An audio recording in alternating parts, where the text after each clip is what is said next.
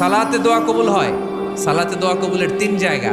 একটা হচ্ছে তাকবীরে তাহরিমার পরে আমরা সানা পড়ি না, আমরা তো একটা পড়ি। আল্লাহর হাবিব সুন্নাহ এবং নফল নামাজে আরো পড়তেন সানা, ওই দোয়া কবুল হয়। দুই নম্বর জায়গা সালাতে সেজদায় পড়ে দোয়া করলে কবুল হয়। আকরাবু মা ইয়াকুনুল আবদু মির রাব্বিহি ওয়া হুয়া সাজিদ ফাকসিরু ফীহি দুআ।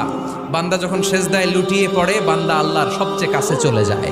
তা কিন্তু বিশ্বনবী বলে, সেজদাটা তোমার রবের কুদরতি পায়ের উপরে পড়েছে। সেজদায় পড়ে দোয়া করেন। সালাম ফিরানোর আগে বিশ্বনবী দোয়া করতেন, লা ইউসাল্লিমান্না আহাদুকুম হাত্তা ইয়াতাআওয়াযা মিন আরবা'a।